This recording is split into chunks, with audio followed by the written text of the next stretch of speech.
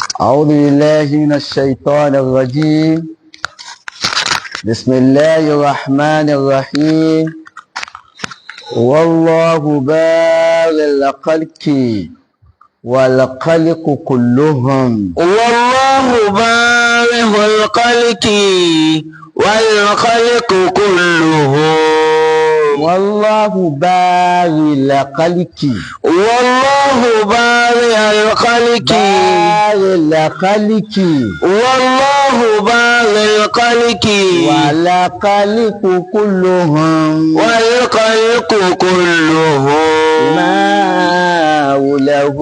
إماه له طوعا جميعا وعبدوا إماه له طوعا جميعا وعبدوا. àbí kí Ọlọ́run ọba tó já sí pé òun la tún gbàyànda lọ́dọ̀ rẹ̀ tó fún wa ní yànda tòní. Wallahu bari'ul khalqi wal khalqu kulluhum. òun lọ́ba tí ó ní wá tó ní tó ń jẹ́ àwa gangan lára wa. Imahu lahu taw'an jami'an wa'budu. Imahu lahu taw'an jami'an wa'budu. nígbà tí wọ́n ṣe yìí náà a tún fi ń gbọ́sìn fún Ọlọ́run ni a fi ń fún Ọlọ́run ní ẹ̀tọ́ rẹ̀ ni. Ọlọ́run wọlá albẹ́ka anabuwa Muhammad sallallahu alaihi wasallam. èyí tí a ti fẹ́ sọ lónìí Ọlọ́run dákun bá a ṣe ní níta tó ti gbà síwájú ká tó sọ. Àmín. àlékún tí Ọlọ́run àlékún ìyọ̀nà kó máa bá anabuwa Muhammad sallallahu alaihi wasallam. gbogbo àwọn tí wọ́n gbaṣẹ́ tó gbéṣẹ́ ànábì dání láti ìrọ̀rọ̀ àgbà nípa àwọn ẹ̀ta náà. Radiyallahu ta'ala anhu. Ibrahim Niyas, Mọ̀láṣẹ́rájì Ahmad Tijani, Radiyallahu ta'ala anhu. Ibrahim Al-Khalili. Al-Khalili radiyallahu ta'ala anhu. Ọlọ́kùnrin aṣàlékún tẹ wọn. Àmín. Àwọn tí wọ́n ń bẹ láyé nínú wọn tá ń lo ìdí wọn lọ́wọ́. Àwọn àgbà ní ìpamọ́ rẹ̀ tó ní. Bàbá wa Mudirul Madrasatil Ulum, Khalifatul Khaliliyyin, olóòdákùn bá wa pẹ̀lú wọn. Àmín. Ọláyà Ànábì Muhammad sallallahu alaihi wasallam. Tí a mú wá fún wa lónìí tí ó máa jẹ́ àǹfààní ọ̀wọ̀ fún àwa àti ẹ̀yin olólùfẹ́ wa tẹ́ ń gbọ́ wa. Ó rà ní pé olùgbìyànjú sọ́dọ̀ Ọlọ́run ọba. Allah. Kò sẹ́ni tó gbìyànjú sọ́dọ̀ Ọlọ́run tí ìgbìyànjú rẹ̀ tó ráre. Ọlọ́run ò ní fi ìgbìyànjú yẹn ráre o. Yóò padà mú ìgbìyànjú ẹni lọ́wọ́. Ẹ wo gbogbo wọn bàbá wa lánàá tí wọ́n ṣe ìgbìyànjú yẹn. Lánàá táwọn ń gbìyànjú sọ́dọ̀ Ọlọ́run lódodo, bẹ́ẹ̀ ni àwọn kan náà ń bẹ pẹ̀lú wọn táwọn náà ń ṣe ìgbìyànjú tí wọ́n lè nafsi yí lórí ẹ̀mí ara wọn. Àwọn kan dẹ̀ ṣe ìgbìyànjú yẹn tó wọ́n ní ìgbìyànjú nípa ti èṣù ni. Gbogbo wọn náà lánàá ni wọ́n dún. Àwọn tó ń ṣe ìgbìyànjú yẹn nítorí tọ́lọ́run lánàá, àwọn ni wọ́n ṣẹ́kù lónìí. Allah. Gbogbo àwọn tí a ń bẹ lórí social media káàkiri àwọn àfáà wà sí káàkiri ayé, ìgbìyànjú àwọn kan lánàá lẹ́yìn ń lò lónìí. Ṣùgbọ́n tó tọ́ wọ̀n yẹn wọ́n ṣe ìgbìyànjú ẹ̀ nítorí tọ́lọ́run ní. Ẹ̀yin tẹ́ ń lò lónìí náà ẹ ṣe ìgbìyànjú nítorí tọ́lọ́run ọba kẹ́ lè ṣẹ́kù lọ́la. Kẹ́yìn náà lè ṣẹ́kù lọ́la. Àwọn ṣe ìgbìyànjú ẹ̀ nítorí tọ́lọ́run ọba náà fi ṣẹ́kù lónìí lẹ́yìn fi ń dún. Àti káwa tòní náà ṣe ìgbìyànjú ẹ̀ nítorí tọ́lọ́run ọba ká lè ṣẹ́kù lọ́la.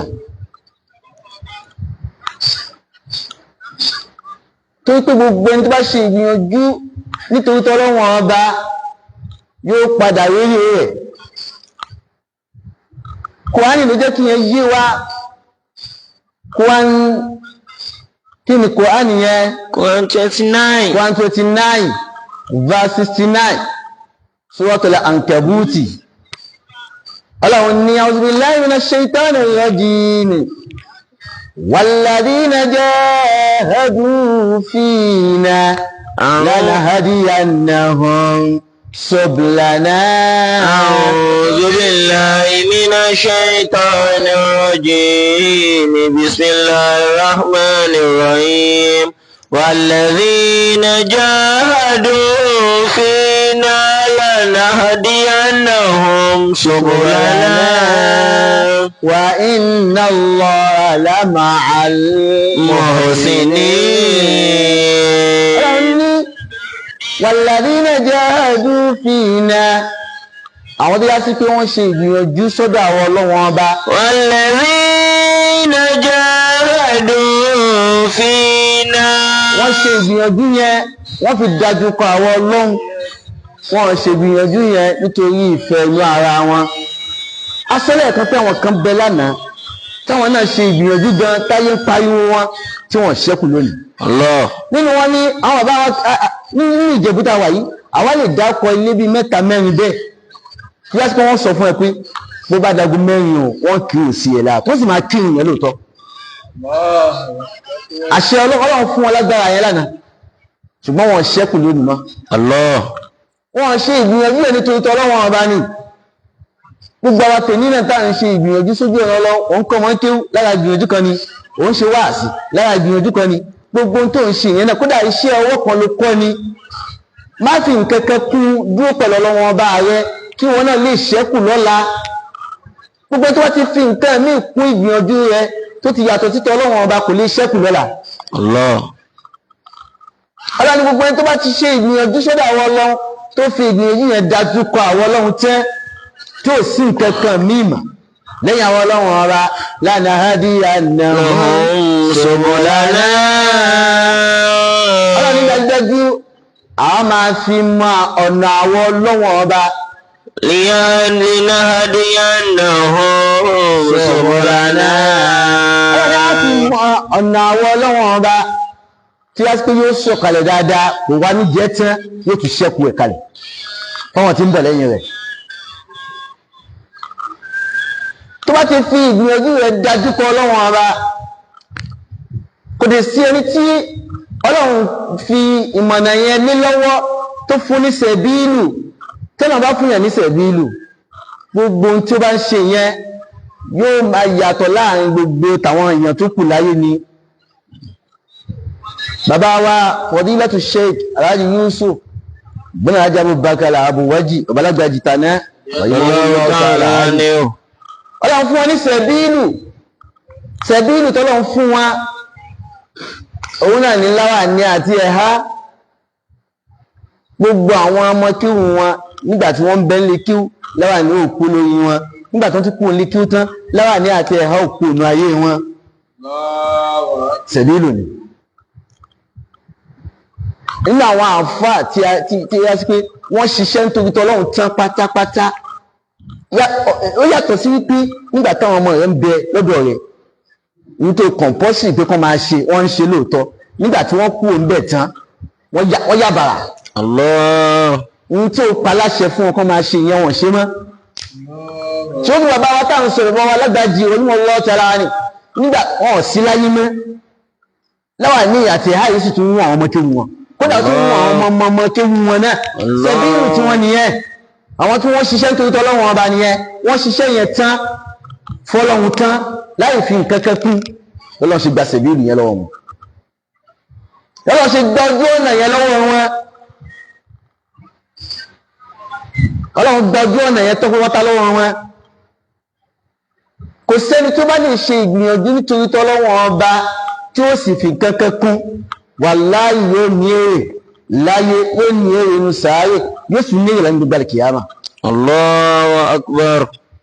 Ọlọ́run ayé wá yìí nà sẹ̀bíìlù yẹn náà ló mú dé ọ̀dọ̀ bàbá wa àgbà ní ìpamọ́ yẹn tó ní. Dáwọ́láwọ́ ẹ̀ka ó. Àwọn náà ń ṣiṣẹ́ yẹn tọ́ bẹ́ẹ̀ wọn sì kú olójú ọ̀nà yẹn. Allah. Gbogbo ẹni tó bá wá ṣe ìgbìyànjú yẹn sójú ọ̀rọ̀ Ọlọ́run kò wá nìlọ ló jẹ́ yé wa bẹ́ẹ̀ pé wọn kì í kú. Tó bá rò pé wọ́n kú ni wọn ò kú wọ́n papòdà ní wọ́n kú ní yàrá kan bọ́ sínú yàrá kan ní. Ó jẹ́ tí ayé bá parẹ́ kí gbogbo ayé tó kú. Ó jẹ́ tí ayé bá parẹ́ o. Táyé ò bá tí ì parẹ́ gbogbo àwọn tí wọ́n ń kú yẹn tí wọ́n ṣiṣẹ́ sójú ọ̀nà tọ́lọ́wọ́n ọba ààyè kan lọ́lọ́run lọ fi wọ́n sí ààyè yẹn ni wọ́n pè ní barisaku ààyè yẹn kò sédà kan tó lè débẹ̀ àyàfi kó kúrò láyé kó tó débẹ̀ tó o bá kúrò láyé ò ní débẹ̀ àwọn náà ń ṣẹ̀mí ń bẹ̀ báwọn náà ṣe ń ṣẹ̀mí bí kùránì ló jẹ́ kí yẹn náà yé wa bẹ́ẹ̀ ó ní wàhálà tẹ̀kú Quran 2 verse 154 láyà yẹn wà. أعوذ بالله من الشيطان الرجيم ولا تقولوا لمن يقتل في سبيل الله ولا تقولوا لمن يقتل في سبيل الله أموات بل أحياء ولكن لا تشعرون. àwọn tí wọ́n já sí pé wọ́n kú sójú ọ̀nà tàwọn ọlọ́wọ́n bá. ولا تقولوا لمن يقتل في سبيل الله أموات. ẹ bá sọ pé àwọn tí wọ́n kú sójú ọ̀nà àwọn ọlọ́run tí wọ́n ṣiṣẹ́ nítorí tàwọn ọlọ́run tí wọ́n mú nǹkan kan papọ̀ mọ́ àwọn ọlọ́wọ́n ọba tí wọ́n fi dájú kọ àwọn ọlọ́wọ́n ọba ọlọ́run ẹ má sọ pé òkú ni wọ́n o. ó ní báyìí ẹ wá gbọ́ àlàyé ń ta torí ẹ̀ sọ bẹ́ẹ̀. بل أحياء. olùṣẹ̀mí ni wọ́n ń ṣẹ̀mí lọ́wọ́lọ́wọ́ ẹ̀yin òkú ọmọ pé wọ́n ṣẹ̀mí ni wà láti látẹ̀ṣẹ̀ àwọn òṣìṣẹ́ yóò mọ̀ wípé wọ́n ṣẹ̀mí. àwọn tó máa jẹ́ sí pé wọ́n ṣiṣẹ́ nítorí tọ́lọ́run ni wọ́n máa mọ̀ bẹ́ẹ̀ pé àwọn tó lọ yìí wọ́n kú láyè kan bá sáyè kan ni ààyè tí wọ́n ti kú yẹn náà àwọn náà ló tún wà ń bẹ̀ ààyè tó ti kú yẹn àwọn náà ló tún wà ń bẹ̀ wọ́n wá papòdà sáyè kan táwọn náà tún ṣẹ̀mí bẹ̀. gbogbo wọn tó bá ti ṣe ìgbìyànjú torí tọ́lọ́wọ́n ọba tó mú nǹkan kan papọ̀ mọ́ fọ́lọ́wọ́n ọba wàláhì ó bọ̀lọ́wọ́n dáadáa ó sì ní kú láíláí ó ní kú àtàyà ọmọ ìkìyàmà ó dìjọ́ tí ọlọ́run bá gbé gbogbo ayé parẹ́ tí ò sí nǹkan kan mọ́. ọlọ́run á ní wa inna Allaha ma'al muhsinin. wa inna Allaha ma'al muhsinin. a máa bẹ pẹ̀lú àwọn olùṣe rere gbogbo ẹni tẹ́ bá rí tó ń ṣe dáadáa láyé tí ń ṣe rere nínú ayé ohun ẹlẹ́ni tó yẹ kó tán sínú ọlọ́run ọba ìgbìyànjú rẹ̀ kò fi dájú kankan yàtọ̀ sọ́lọ́run ọba rẹ̀. gbogbo àwọn náà tá à ń ṣe ìgbìyànjú lọ́wọ́ lẹ́nu òun kọ́ wọn kéwù ní ìgbìyànjú kan tó tóbi ní ojú ọ̀nà wàásí ní ìgbìyànjú kan tó tóbi ní má ṣe nítorí èèyàn má ṣe nítorí ìfẹ́nu ṣe nítorí tọ́lọ́run ọba kí wọn náà lè padà ṣẹ́kù lọ́la bí àwọn tàná fi ṣẹ́kù lónìí. làfẹ́ ọ̀jọ̀gbọ́n kan fi sọ wípé innal jihada. innal jihada. diya'un fi dujal amali. diya'un fi dujal amali. yasiri ilal qalbi. yasiri ilal qalbi. yuhyihi bimithaqi. يسير إلى القلب يهويه بميثاقه. أفني إن الجهاد إن الجهاد ضياء في دجال العمل. ìgbìyànjú ìmọ́lẹ̀ kan ni gbogbo tó bá sì ń pè ní ìmọ́lẹ̀ kì í kú o ìmọ́lẹ̀ kì í ṣe kí ni kì í kú ó ní tó bá tá a dájú dá ń pè ní ìgbìyànjú ní ìmọ́lẹ̀ fi dujal amali tí ìgbìyànjú yẹn tó ní àwọn èrò tó tóbi ní. fi dujal amali. tí àwọn èrò yẹn ti bẹ nínú òkùnkùn ẹ̀rí pé ní tó máa ń ṣe ìgbìyànjú tó bá bẹ̀rẹ̀ ìgbìyànjú yóò máa wúrọ̀ pé ìgbìyànjú mi tí mò ń ṣe yìí mo fẹ́ kó di báyìí mo fẹ́ kó di báyìí lẹ́yìn tí ò tí ì ṣẹlẹ̀ lójú rẹ̀. innal jihada diya'un fi dujal amali. ìgbìyànjú tó ti ṣẹlẹ̀ àwọn tó ti ṣẹlẹ̀ lójú rẹ̀ yóò tún máa fi ẹ̀mí rẹ̀ rò pé mo fẹ́ kó di báyìí mo fẹ́ kó di báyìí mo fẹ́ gbé báyìí mo fẹ́ kó di level báyìí mo fẹ́ kó di level báyìí yóò tún máa wò lẹ́mìí ara rẹ̀ láàrín sọ pé ìmọ́lẹ̀ kan tí ń kú o tó pé ìmọ́lẹ̀ yẹn ó ní àwọn èrò tó tóbi tí ìwò yẹn sì ń bẹ ní òkùnkùn èrò rẹ̀ yẹn yasiri ilal qalbi yasiri ilal qalbi bimizaki yasiri ilal qalbi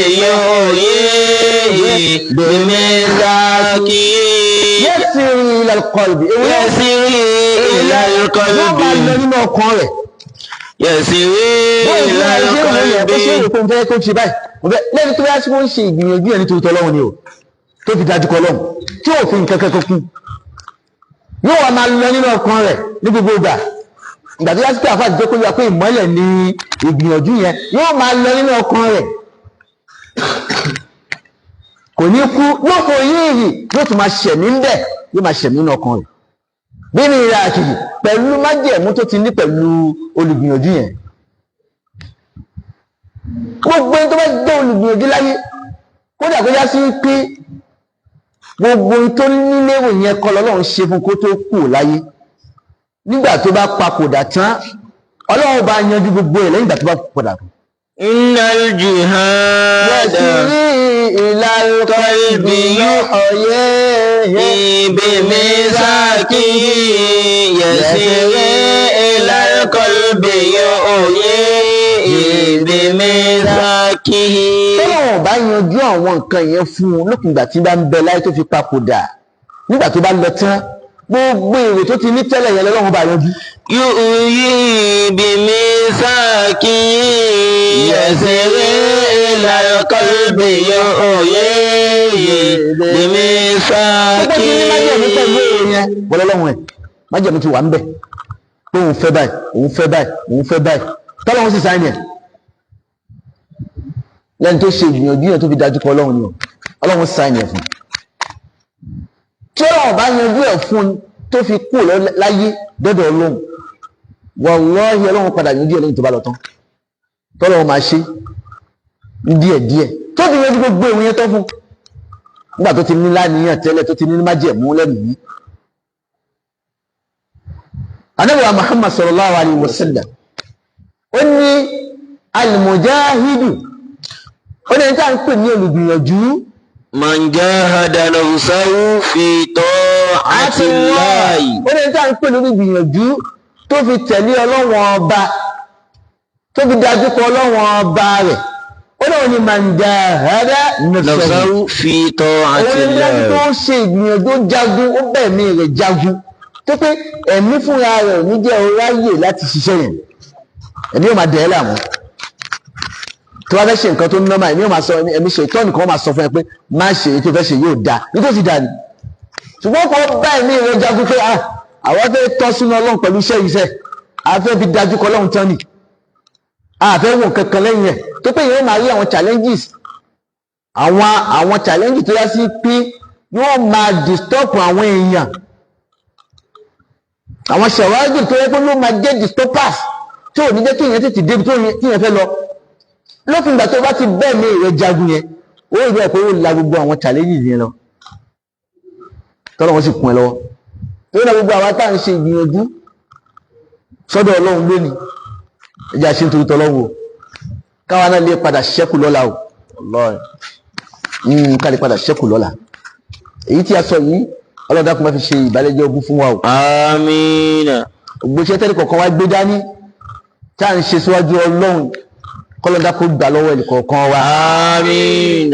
olùbẹ́kẹ̀ anábùwà Muhammad. sallallahu alayhi wa sallam. la hawla wala quwwata illa billahi al-aliyyil azim. wa bil izzati amma yasifun. wa salamun ala al-mursalin walhamdulillahi rabbil alamin.